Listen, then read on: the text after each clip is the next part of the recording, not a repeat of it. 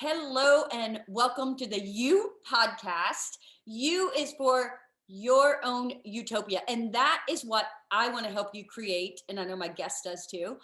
I have to create mine through fitness and running and my mindset every single day. It's just become a part of my lifestyle, just how I live. And I love it. So I want to share that with you. And today I have a guest that has such an inspiring story. Noel Mulkey. Noel Mulkey, thank you, is a former drug addict who found fitness and triathlon, which saved his life. He cares about helping others by sharing his journey. Welcome. Hello, thank you for having me, Kyra. And it's similar to your story, right? Yeah. Absolutely. That's what drew me into you, besides how funny you are and that you like to dance. I do love all that. Yeah. But you love fitness and you found that and it pulled you out of some really, really dark times. So, let's just go ahead and launch into that. I'd love to hear your authentic story. So I probably wouldn't be here without finding triathlon, finding a love for fitness, triathlon in particular. I did start with running, but I grew up in Oklahoma, Tulsa, Oklahoma, and I went to a middle school. I guess a trigger warning is what I should say. I got shot up for the first time, intravenous drug use when I was 16 years old by a friend. That's all I cared about for the last using, getting high, finding drugs, finding my supply and going. That was my outlet. That was I spent I spent all 4 years in high school doing it and then continuing into college. So how do you support that? Obviously right, it costs money, right. And it did. I pretty much went. So I was a server in high school. I waited tables, which is a huge. For everyone who hasn't waited tables, it's extremely. What is it? It's just a life experience. I think everyone should have to wait tables. Exactly. Okay, everyone should experience it at least once in your life. But yeah, no. So that was it. Pretty much, I worked every single day. And every cent I made went right into my arm. And that was before. So this was before it got really bad. But let me start with. So between 16 and 18, I was still in school, trying to go through school. But really, my main concern was getting high. I don't even know. I showed up late every day. I don't even know. I truly think when I was 18, what happened was I was interventioned.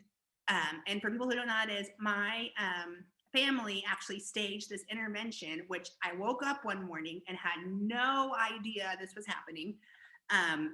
None. It's a surprise. And basically my options were to either stay at home or my options were to get on a flight with this interventionist to go to rehab or be homeless. So I had two options, and it was like 7 a.m, and I ended up choosing to go to rehab with this man. But it was not. I will never forget. My family will never forget that day. My sister. I have tears in my eyes. Yeah, it's my sister. It was, and I know my mom thinks back to like it.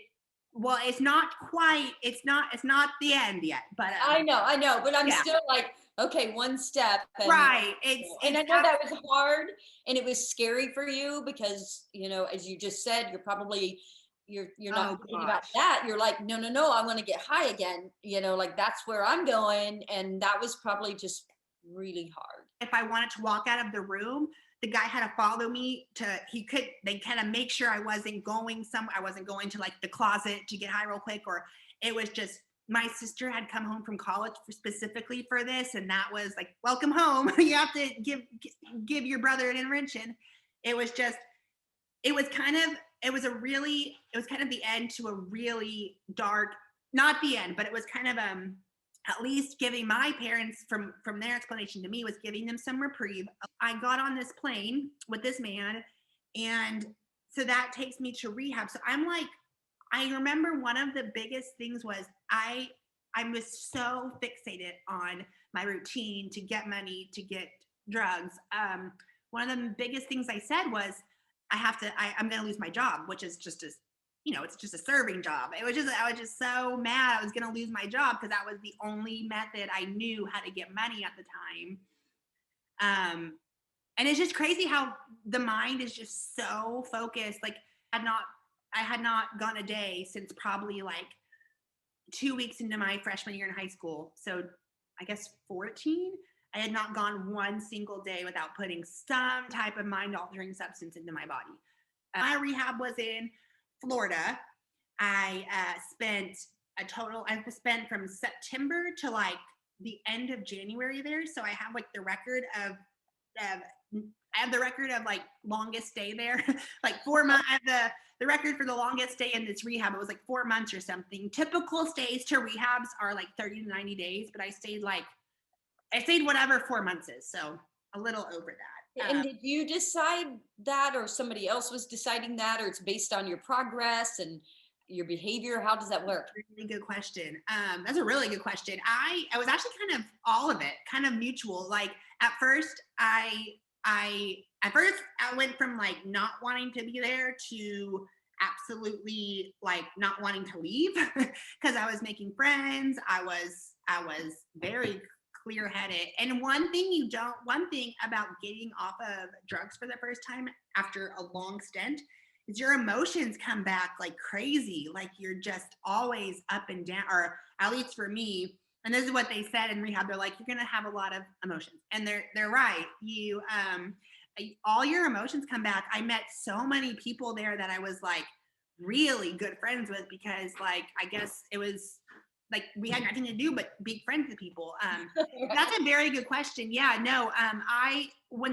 Every time it came to kind of checking out time, like, I guess it was mutual. Did you have a fear of leaving that, like, did this place become a safe haven for you? And it's like, oh, if I leave, I know what's going to happen. Like, was that part of the emotion? Yes, it was a very safe, it was very carefree. And I didn't know if I left, I was going to go to a halfway house with a ton of other people. And I did not want to leave. So then I ended up leaving. So I ended up leaving at like the new year. So I'm like, I think I was like 19 now. And I left to a halfway house. I made a ton of good friends there. And the thing about making friends with people in rehab is that you never know, you're not going to be friends with them. So you're saying that in that situation, you're really not sure who you're going to know for and for how long, because unfortunately there's a lot of kind of going backwards and people. So your roommate died of an overdose? Yeah, it's kind of like a lot of these people, it was, and I guess I don't know, at the time I didn't think I fall under this category, but a lot of those people, it really was the people you meet in these places, it really is life or death. Like they don't, like if they start using again, most likely they're not going to make it out. And it's just really, it was, and I was 18 at the time. So, and there is people in this rehab who have been doing this for years, like they're in their 30s, 40s, 50s, and they're going on their third, fourth stint in rehab. And it was just really eye-opening. Like you don't want, actually, I take that back. To me at the time, it wasn't eye-opening because I didn't, I'll explain in a little bit, but for me, I don't know why. Looking back, I'm like, yeah, these people have been dealing with it for a lot of them. If they start using heroin again, if they start using drugs again, they're not gonna. If they go back to the streets, what they say, they're not gonna come back. And heroin was what you were using, is that right? Yeah, I didn't even explain that. Yes, so heroin was my DOT. They call it drug of choice in the program, actually at first, it was pain pills intravenous pain pills before I moved to Florida. And then after, so I went, but yeah, I was a heroin addict. So then I moved to this halfway house. I didn't spend very long in it, like 3-4 months before getting my own place in Florida with a roommate and this is where it completely it all went downhill. I had been really sober for almost 6 months now, half a year for the first time since I was an adolescent. And it was interesting. So I got this halfway. I moved into this apartment with a roommate. I came back from Florida worse than I left because I spent pretty much the minute we got into this apartment when there was no drug testing, no this and that, no, I was literally in an apartment by myself with this other addict. We had free reins to do anything. So I got another job there. And this is one of the things that's huge. So I went through all this knowing that I was not done yet. I feel like you're not going to help yourself unless you want to be helped. And so that was when you say that, you're saying you just knew, like you weren't in that place of like, the person I want to be is this, and I'm done with that. You knew, like it was still kind of sitting in your head a little. The whole time, the whole time I was like, I know I'm not quite done. Like I just never felt, because I was interventioned. I was shoved into this kind of, again. It wasn't your decision at the time. It was everybody else's. Yes, it wasn't my decision. And it would have been nice. I should have stopped there, but I didn't. And so I moved to, at the time it felt like I was not in control. I was just being forced to, which I was. And I didn't end it on my terms. So it got way worse. So we spent basically the next like 5 months. And I've talked about this a few times, but I spent like the next 5 months. I got another serving job in Florida in Delray Beach, and every cent I made, we would stay up all night. We used everything in the book. So that was like 5 months of like nonstop. That's when I got really deep into heroin. And I smoked crack, and we just spent like 5 months just doing, I guess I was spending, at the time I was spending like $300 to $500 a day on anything. We ended up getting evicted from this apartment. Go figure. This time, okay, after all this, I have to move back to Tulsa. So, and your parents, they're okay with that, or they're like, okay, you can move back or like right? that? No. So this part of the story is actually kind of hairy. I don't think they really didn't know. I was a good liar. I was a very good liar. They thought you were better. Yes. I think they thought, I'm almost positive they still didn't know. They still were kind of like, because they had visited me a few times down there. But they were my only option was to move back in with them. I remember after we were evicted, I stayed in a hotel one night and got on this plane. I remember like sleeping this entire plane ride because I was just so malnourished. I was barely eating anything. I was down to like, 140 pounds or something. And I got off. How tall are you? I am 5'11". Oh, wow. Okay. Yeah, it was pretty 5'11". Yeah, and actually I come back to that weight at some point, but so it was crazy because I got off the plane. So yeah, I went from like West Palm Beach to Atlanta back to Tulsa, and it was like I got off the plane and walked through and my parents were waiting for me, and they're like, I remember them telling me I just looked so sick because it was like I was pale. I was pale, sick looking, bags. I just was not doing well. And I also was not feeling well at all. So I completely came back worse than I started. But I don't know, they felt bad that I was like, I ended up moving back in with them, and they were working. And so I guess what ended up happening was, so then it got really bad. they went back to work. It was like nothing. It's like that whole year was for nothing, because then it got as bad as they always talk about rock bottom for addicts, and this is where it started. Like the next like 3 or 4 months I was on, I had just made a ton of friends in Florida that I thought I'll never see again. I had nothing going on here. I had no job. I had no passion. I had no I was living back and living with my parents. I I I had nothing to look forward to. I was not in college anymore and it was just me, really bad mental health. I was still undiagnosed, and I spent the next 3 months or 4 months on a $500 a day heroin habit. I was shooting up 5 to 6 times a day, in my bathroom, in the car. I knew like there was literally no other thought in the day except, how am I going to get more money? Because I ended up pawning all my mom's jewelry. I learned how to forge checks. It just got so bleak, and I was like, and I remember like thinking life, like it's awful. Like I hated waking up because it was just so like nothing. Every time I woke up, I was sick. Every time I woke up, I was very sick. I was going through withdrawal, and it was just like, this is so like I just cannot believe life is this hard, because I was just like, I was just miserable. One of the times I went to, I was still seeing some type of therapy. I was still in therapist kind of seeing a therapist once a week, but she pretty much was just someone just to bounce stuff off. Like, and I remember going one time and I had this golf ball sized, like lump, and I was like, what is this? And I ended up shooting like, I forgot what it was. It was like I actually forgot the medical term, but it was just this big old lump from missing a vein or something, or shooting. And I was just miserable.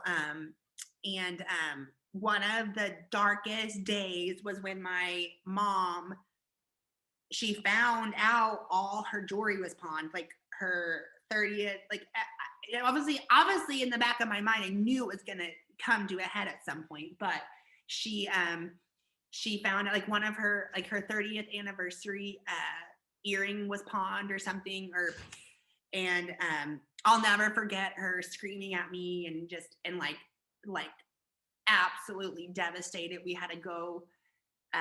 It was just getting really, really awful. Like I hated waking up. Another one of the like climax, like rock bottom instances was, and I don't even think I've ever shared this on any podcast. Is this okay to share? Yeah. Okay. I've never shared this.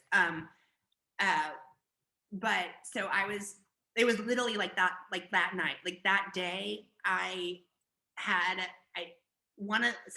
it was like, the timeline's a little fuzzy, but I remember my mom, I mean, she was devastated. Like her, if you have jewelry, like really, like it's all gone. Like it's all gone.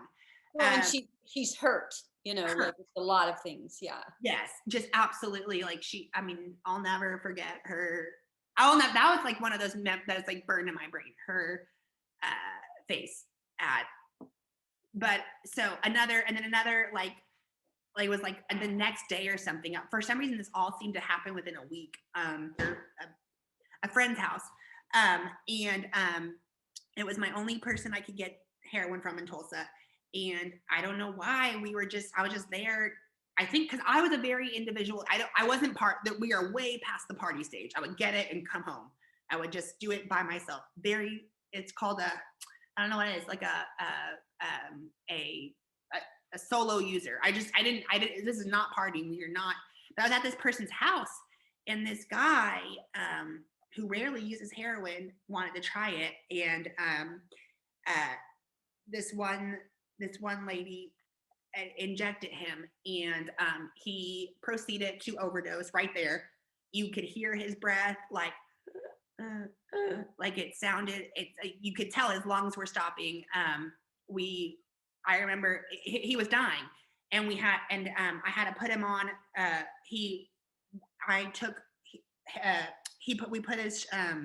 we carried him, me and this other guy, to the sink and splashed water on him. And that was my first time witnessing, because you always throughout the entire rehab process, they talk about Narcan, they talk about ODing. And that was my first time actually seeing it in person, because you can hear the lungs trying to get oxygen and they just don't. So I was the only vehicle that we had. So we put him in the back of my vehicle and went to the hospital. And we got him there, but he died 3 times on the table. And he ended up staying there overnight, but we were in the parking garage, and we had just dropped him off from ODing, and my mom called me and she's like, get back here right now with the car, you cannot use the car. And like, it was a mess. It was just like, I cannot believe this is not what life's supposed to be like. Literally the next day after that guy OD'd, and I was out of resources. My parents were taking the car away. There's no way to get, there was nothing. There was no more going out and finding here. Like, they knew I was forging checks. They knew I was completely out of money. And that was when it was like, okay, this has been years of back and forth. And that's when it internally clicked. Like, I'm waking up tomorrow and going to detox. Like, this is just too insane. And it actually ended up being, I actually ended up not going to the next morning. My mom came in my room and like, what is going, like, she's like, I don't even know if she knew it was heroin yet, but she knew. She spent the last 5 years finding needles everywhere, seeing track marks. But she asked me, like, are you about to detox? And I'm like, yeah, I'm about to get really sick. And she's like, from what? And I said, from heroin. And she goes, okay, let's get you to Laureate, which is this like rehab. It's actually a pretty, Lindsay Lohan went there for an eating disorder. I don't know. It's in Tulsa. It's called Laureate. And anyway, so I finally was ready. Like, I was ready. And you had made the decision this time. Yes. Right. I was just like, well, yeah, I had made the decision, but I also felt like I was still out of resources. Like, there was not really resources anyways, but I was like, I just can't. Yeah, it was me. I was like, I wanted to go back real quick. So the guy that OD'd, did he actually die, or he actually, so I know he didn't die that night, but it's not funny, but it's interesting you asked, because so that night he lived, but that was the last time I've ever heard from him. I think I just knew he lived because the nurse or someone came out and informed us because we didn't just drop him off and leave like you hear about. We actually stayed there because they were pretty good friends with him. I barely knew him, but we had to take him in my car. But he, I know he lived that night, but that's the thing. All these people I met along the way, my roommate in Florida, I have no idea what she's up to, or you just never, but yeah, so I don't know what ended up happening with him. It's a really, really, it's not a good lifestyle. And so you don't know. Well, I just wanted, I thought that's what I heard, like he had died 3 times on the table, but anyway, I want to make sure I understood that and that our audience, understood that. Right. No, he lived that night. Okay, good. So now going back to the next morning, you're like, okay, this is just, you were kind of, you had no more resources. None. You kind of had to make a decision of some sort. But this time it was a little more of you, even though you were forced into the situation almost because you had no resources. Like, okay, well, what else am I going to do? Because I was literally laying in bed, and I'm in a kind of I'm in like, this house is like in South Tulsa. And so there's like, no, you would have to walk. If you had no car, you'd have to walk or get a bus. And I had no energy and I was sick. And I was just, my mom came in and was like, are you, like, finally told her, I was like, yeah, I said heroin. And she's like, okay, you need to go to detox. And where was I? So yeah, I was sitting in bed, and for people who don't know about opiate withdrawal, it's very, it's awful. It's really awful. You get fever, you get chills. It feels like you're crawling out of your skin. And I had detoxed before, but my body was never this dependent on a substance. It had never been this, because I couldn't go, I mean, I wasn't going 3 or 4 hours without a shot at this point. And now I had gone all night, and now it was almost going on like 12 hours. And so the only way so I guess I knew this is what I had been putting off, was detoxing. This is what heroin addicts fight for, is to not feel this, because that's what, eventually you're not even getting high anymore. You're just trying to stay well. You're trying not to get sick. And I was in bed, and it was starting. I could feel it. I was shaking, shivering, nose running, because it's look up it's just really bad. It feels like your skin's crawling. You cannot get out of your body. And we went up to Laureate. I don't even know something happened to where they were taking forever, and I ended up detoxing not in Laureate. I ended up detoxing here at my house with my mom, rubbing my back and stuff, absolutely going through it. I was like 32 hours into it. It's hell. And and I feel like, I know a lot of people in the program say like it scares you off from ever going back. And for me, it's been the case so far. I would never go through that again. But so I finally detoxed. I'm detoxed, and I'm like 19 or something. We are about to go. How long did that take? Full detox was like a week. I actually got on Suboxone, which helped the symptoms quite a bit. Actually, a lot. But you also don't want to get addicted to Suboxone. And what is that? Suboxone is an opiate receptor suppressor or something. It's like a synthetic opiate that blocks the receptors in your brain that's dependent on opioids. So that helped. But I ended up going to, so I'm finally just on nothing. I'm feeling better. I'm not doing drugs. I'm just living at my parents' house, but I'm completely sober finally. And I'm like liking it kind of. It was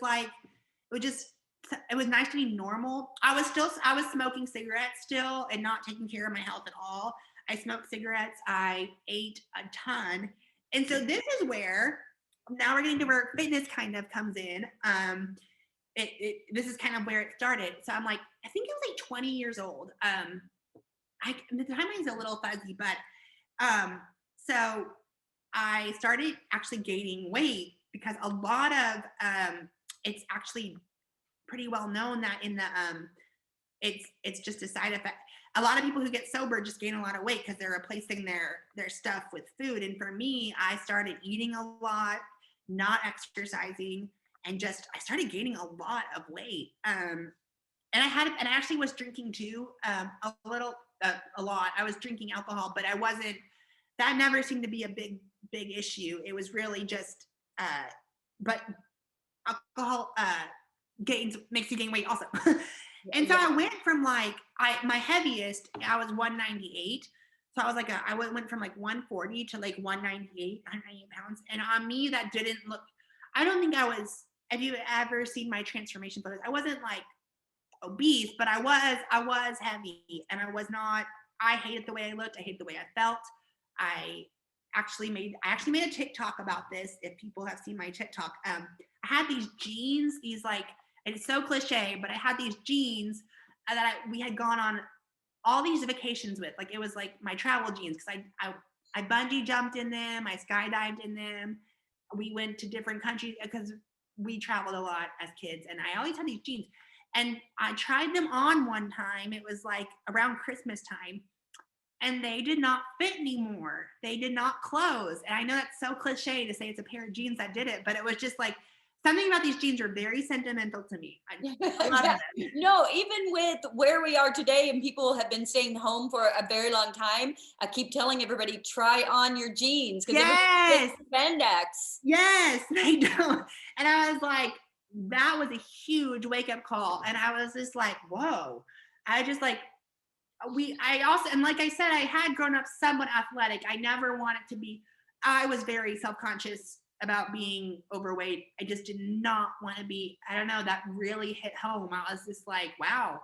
And so literally like the next day or something, when I was like, I stopped thinking of everything. I just went from like, I went on a run around the block. Just literally all I could do was run around the block. That's it. I barely could make it around the block. I probably walked some. And I loved it. I just loved it. I was like I just loved that, my first little run. And I went from that day, from running nothing to running 60, 70 mile weeks on no base. Just the next, I went from, once again, it was like 0 to 100 because I just was like, and I became obsessed with, and I've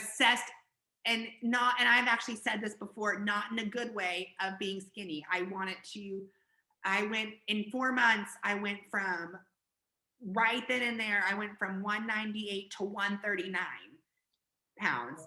So I went even back, and I was turning anemic, I was having heart palpitations, and I was running too much. And what were you doing in terms of food though? Like not eating, or were you purging, or any of those things? No, so I ate nothing but salad, fruit, and meat. That's it. I had no sugar, no carbs, nothing. And I was pretty much ran myself to like no fuel. I was like wondering why I could barely, like, it was hard. I was just so low energy and so anxious and so mad all the time and like not happy to be around. And I was just like, and so I literally I remember what I ate. I ate a smoothie for breakfast. For lunch, I had a veggie patty with 2 slices of lettuce. That's it. And for dinner, a big salad, and mixed with 60, 70 mile run weeks. And I was always doing abs and stuff. And I had accomplished my goal. I remember it took 4 months to go from 198 to 139, and which is my lowest, was 139. And that doesn't look good on me. I was like, I was turning anemic. I had heart palpitations. And my dad was very worried. He's like, he saw how much I loved running, which I did love running, but he goes, you're probably, he actually grew up running, or he was a runner. My mom was a triathlete. So they kind of had an idea that this was way too much running on no base, because I had no base. And he suggested, hey, let's go to a exercise physiologist lab to get your like measurements, because he knew I was going to get injured. And I got injured. We don't know with my mental state. Right. We don't know. It could have been it. And that was very smart of him to suggest that. So I went to this lab and got a VO2 max test, and I got a whole rundown, and it turns out my VO2 max for not training, for just coming off smoking. I stopped smoking too at some point when I started running. So my max VO2 apparently with no training was really good.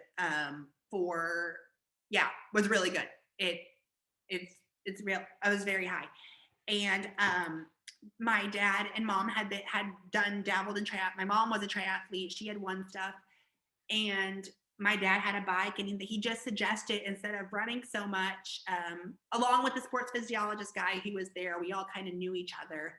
I had swam before. They just kind of suggested subbing some runs for swimming and biking. And I joined a gym, and I swam 1 mile a day, and along with my runs, and I would start biking on my dad's bike. And it was just a way to stop pounding the pavement so much to not get injured. Oh yeah. And no, I went through that's the reason I started doing triathlon, because I was running, and I also had my eating disorder during that time, which meant my bones were not very strong. So it's very common in female runners. Too, but and so that's exactly what happened to me. I was like, oh, maybe I should mix this up a little bit, and it really did change everything for me. I stopped getting injured. Yeah, because it's like, have you ever, I bet you've experienced, like, you almost are feeling, when you pound the pavement, you can feel your bones. I had Like, so many stress fractures. yeah, Oh, yeah. yeah, no, and it's awful. And I was like, I got really, so I have never had a stress fracture. That's not yet. I have never had, but yes, that's, and so, well, yeah, so that, okay, so that's good. So, yeah, so triathlon was kind of the like, or swimming and biking was kind of the, here's more cardio. You can still get cardio without, like, You still get your endorphin high, which is, yes, I'm addicted to what it. we're craving Exactly. without ruining your body. Right. And so, and then we heard of this, and then so this local triathlon, literally it was like perfect timing. This local race in this summer, this little town in Guthrie, Oklahoma had a race, and I went to I signed up for it, and I was first out of the water at it, and I came in Yes. third overall. And then I signed up for an Olympic distance later that summer, and I won. And pretty much right from there, I don't know what happened. I always do this. I always go kind of nuts. I was like, I want to go pro. I just like said it. I just want to go pro. I was love it. yeah, and I just said I want to go pro because I loved. We bought a time trial bike, and that's kind of, and that was like 6 years ago now, and that's kind of where we're at. I started Instagram. I started sharing this stuff on Instagram. I started TikTok, and Well, you said something recently that I really loved, and I want our audience to hear this loudly. And that is because I agree, even though I haven't had as many podiums as you, but I've had a few, and I'm out there. oh no, you're being modest. No. But there is no better high than crossing that finish line, whether it's for a podium or not. I mean, even not. Yeah, even not. There's no, and having been basically, and I want, yes, the audience needs to hear this. Having basically experienced every high ever, there is no better feeling in the world than crossing a finish line first or not first, or just crossing a finish line after a hard effort. It's like it's literally a tangible like goal. You can see you've done it. You've done it. It's amazing. And there are so many hard races that I've done, and you get through with it and you're like, oh my gosh, I'm never going to do that again. But I can tell you within 24 hours, all of us would be signing up for our next race. Okay, which one are we going to do? Because you also have to sign up before they close. Yes. It's a big deal as well. And something else that I know you experience a lot, and I love this. So there's this feeling, and I actually just had it a couple days ago in a spin class, believe it or not. And you can push yourself. And I do want to say to everyone, you do need to make sure it's okay with your doctor and all those things. Like, don't get out there and overdo it. Like, you gotta work into it. Like I wasn't hitting podiums with my first race. Like, I trained for it. I worked with coaches. I'm now a coach, and you're a coach. But there is this other high with it that when you will feel like crying. Yes. And it is so phenomenal. It's like breathtaking, it's just like, wow, it's just this amazing feeling that it's the runner's high, high, so to speak. Yeah. It feels like you feel invincible. You just feel like you can go. Oh, I know. And you're like, oh, I want to do that again and again. I love that. So, okay, so you're now, and maybe don't let me skip anything, but you have a couple races coming up now. So now fitness is your thing. Like, you've realized, I love this better than anything else. And so where are you now with it? Where are you going? Yeah, so it's been like, so it's been 6 years. I feel like I've been in this sport for 6 years. I went 3 years without a coach, or 3 or 4 years, and now I have a coach who's a really good triathlete, one of the best in the world. I did my first Ironman. I stepped up to the Ironman distance this last year. I did the first one they had available over the course of the pandemic in at Ironman Florida. And the next race literally is in 2 weeks. You're racing in 2 weeks, which is kind of cool. You're racing, I'm racing the day after you're racing. So we have a race in 2 weeks, which is a half Ironman. It's a 70.3 distance down in Texas. And then like my big race that we call them A races, like the big one. Yeah, that it's like is Ironman Tulsa. They are apparently, we've come full circle. They're literally having an Ironman 2 miles to the street for me, down the street. Oh, that's so awesome. Yeah, like the run course I run on the run course every day. I bike on the bike course every day. So they're having Ironman Tulsa North American Championships May 23rd. So that's kind of all eyes are set on that. Well, all eyes are probably set on you because you're making people nervous. I People who want to beat you. I hope that I have gotten that reputation where people are nervous. I love something it. Right. Yeah, no, for sure. So that is just beautiful. And again, for both of us, fitness has saved my life from went through a really tough tragedy and became very depressed. It saved my life. It still saves my life because life, something I think people have to understand is that when you are taking care of yourself, when you are into fitness and exercise and you're getting outside and you're moving, and it doesn't have to be these long distances like us. It could be whatever. If yoga is your thing. Walk, a 30-minute walk. Or 10-minute walk. Yeah, exactly. But when you take care of yourself, you can deal with whatever is coming at you in terms of life, because life still happens. Yes. It's just you are able to handle it mentally in different ways. And maybe that is something I know you wanted to touch on in terms of mental health. I want to make sure that people understand that there's exercise. I mean, what other things can people do to better themselves? Well, I mean, so real quick before that, but no, you're 100% right. And that's one of the main things I first started noticing when I was starting to get into fitness, and really, I was like, this helps all other aspects of life. Yes. And it just all flowed. I was everything about going on a run and not wanting, and wanting to stop and pushing through it. It's this mentality can transfer to taking a test and to going, everything about it transfers into all aspects of life, because you're taking care of yourself, and you're it's just so many roadblocks that you thought you never could get through, you will get through on your first 6-mile run. It trains your brain. Well, in terms of mental health, one of my reasons one of my reasons I got so bad was I was never properly diagnosed as an adolescent I have bipolar 2 disorder. It's called bipolar 2. It's different than bipolar. There's 2 different categories.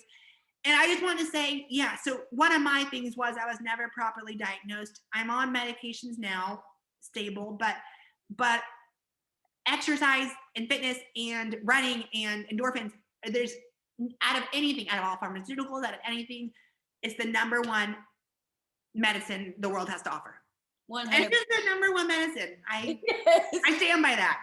No, me too. It's so good. And if I'm ever, we were talking earlier about our workout, and I have to get mine done in the morning because it sets me up for my whole day. Yes. And and I don't like the anxiety of waiting for that workout because it's that good. It's that good. It just gets my brain firing in the right places. It's the best therapy ever. It's the best. And you can, you don't have to have all this stuff either. If you have shoes, you can go, and that was one thing I always want to mention too, if I'm talking, is you don't have to start, just get out the door for 10 minutes. We're coming into a post-COVID slowly winding down. There's going to be more another thing I love about this stuff is the community. There's so many people to get involved with, Facebook groups. That's how me and you met. I know the community is so important. I'm glad you brought that up because people need to understand that you don't have to do it alone. I know some people start that way because they're embarrassed or shy. There are running groups everywhere, triathlon groups, all these things. Message us, we'll get ideas, but they're everywhere. And when I know I'm going to go meet my group, that inspires me. It drives me. And then I like to try to chase the faster kids. I always am okay, they're going to make me work harder. Yeah, I'll do better or whatever. There's always a pace for everybody. You can find a group. Do not be afraid to look and go. Because I know exactly, no, because I know like a lot of people like, I mean, you feel like you're like, oh, I have to do this by myself, but there's like literally every running store has like a Couch to 5K program. When I started, Oh, I yeah. felt like I was alone all the time. Yeah. There's this massive community that you can get involved with, and Yeah. It's they're out amazing. there. So make sure you do that. Or again, I want to welcome people to message us or, Yeah, message me. and we'll try to, but check with your local running stores. They're going to have stuff. Just ask around wherever you hang out. Just get involved. It will change your life. And so that leads me to, you have now created your own brand. Tell us about that and what that means to you. Yeah, so I created a brand called Noel Soul. My name is Noel, Noel, and it's called Noel Soul. Here's our little logo, Love Noel it. Soul. And so I got my big social media following is coming from TikTok. I started TikTok, and I always make these vlogs and of like my day, and I eat Nutella bagels in them. I always have 4:30 a.m. wake up call as my little mantra. I say that because I get up at 4:30. And basically this brand is about combining, it's going to be everything I embody, my message.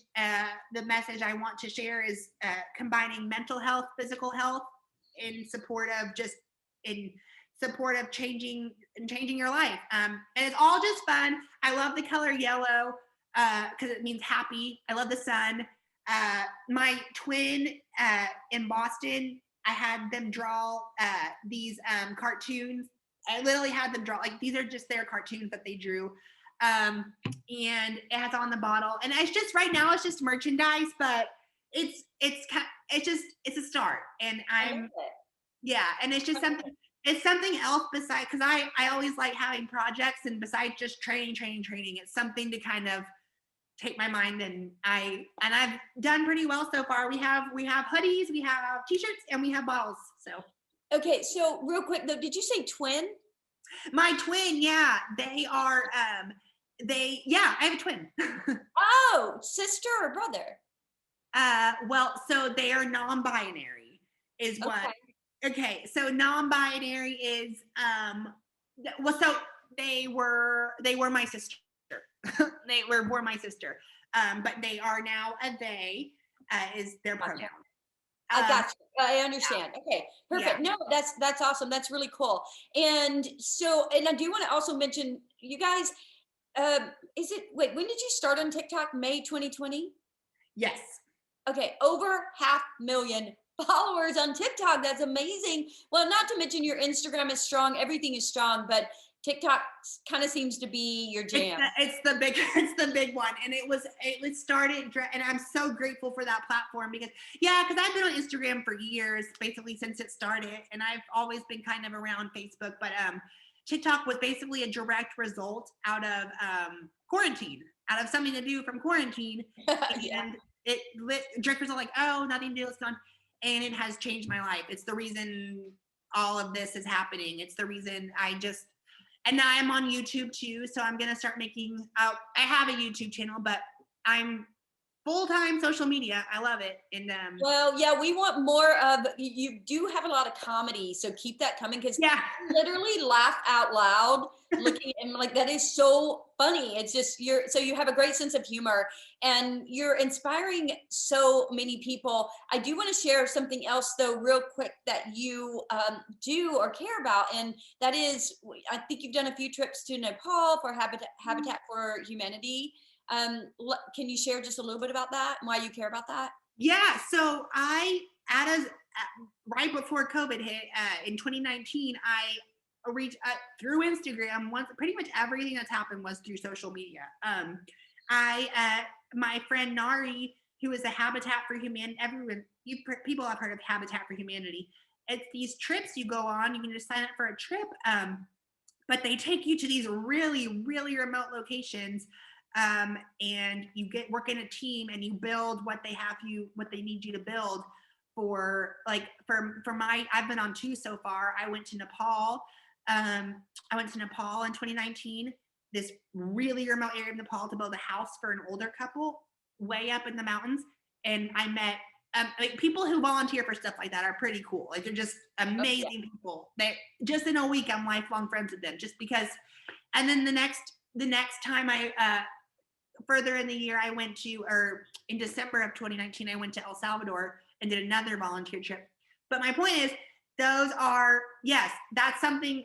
I've been obsessed with triathlon for 6 years, and I randomly found this habitat group, and I love it. Those are really cool.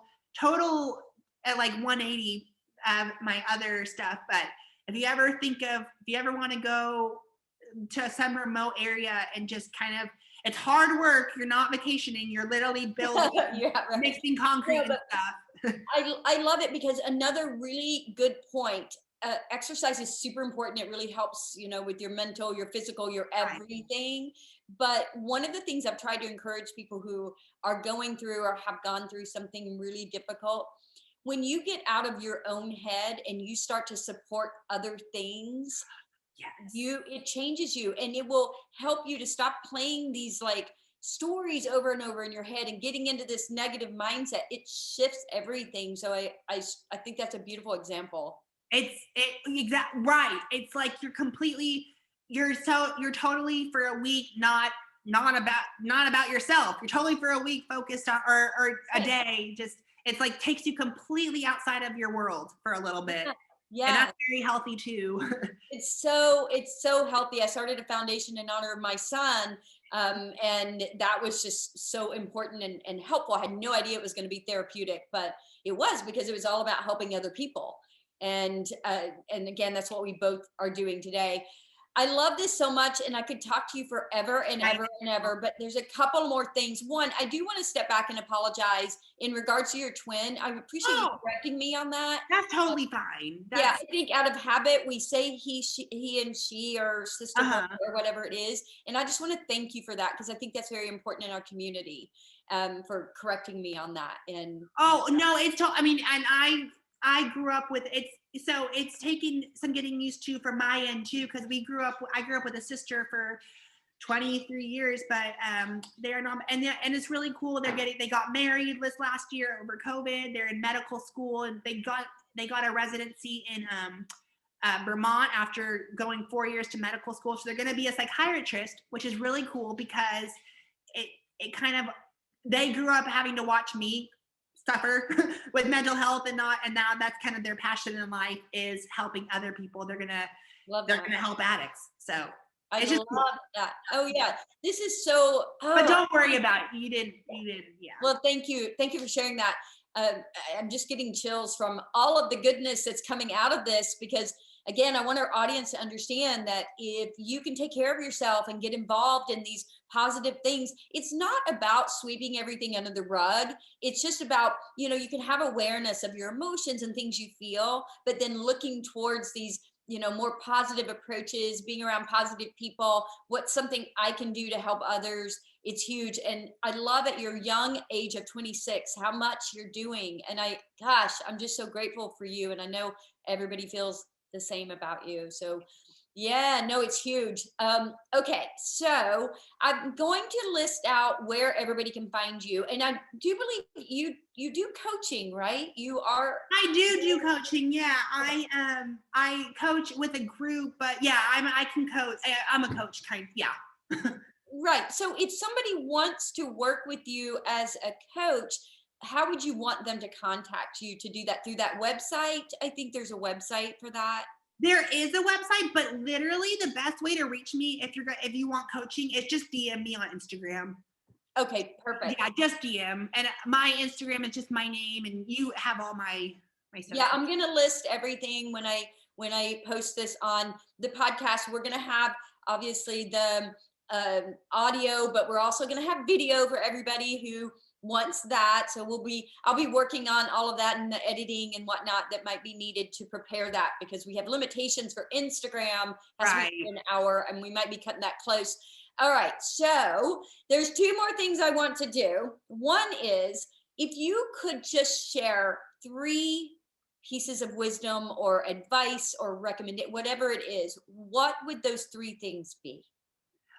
3? Ooh, that's a good question. One, I want to say that it's the first thing that comes to mind when you ask me that is, I just feel like you are never stuck in your situation. Like there's always a way out. I truly believe that. I feel like there's always something to be done because I just know how, I mean, maybe not every situation, but I feel like there's always, because there was times when I could never see something being happy or the light. I know it's cheesy, but I just feel like there's always another piece of wisdom for, I guess you could, another piece I really like is, well, I mean, I already said it, exercise is the best medicine, but, and then another one would be, well, I guess I know this is cheesy too, but just like don't be yourself. Like you don't have to I don't know. I know a lot of people are like, no one cares. Like just be yourself. You don't have to be, worried about what everybody else is thinking. Yes, I grew up so self-conscious. I grew up so, because of my voice, my hair, I just grew up so self-conscious, and I just think you have a beautiful voice. You have amazing hair. Thank you. Thank you. You do. And I do want to say too, you're so right. Like someone who was commenting about your swim pace, which guys, so Noel is a really, really, I said it earlier, great athlete, but like he's doing 4,500 yard swims at a pace of 115 or something like that, like per 100. That's really fast. And not to mention his run and his bike and all that. Check out his Strava. Most people I think that are saying those things, I hate to say it, but they probably envy you and your talent. And the best thing that we can all do is be ourselves. And if we have talent, I mean, by all means, do it, not to be a show off, but to show what's possible, because we hold ourselves back so much. And we actually, what is it? I think we only do about 40% of what we're capable of. I've heard that too. I have heard that. Yeah. It's like, or something. Well, actually, if you're doing 40% of what you're capable of, you'll be pro in no time. Let's go with that. Yeah. Yeah. Okay. The last thing. So did you finish your thought? Because I was kind of adding. No, I'm done. No, that's exactly what I meant. Yeah. No, I'm done. No, I gotta say, I adore you. I've gotten to know you a lot in the past couple of days.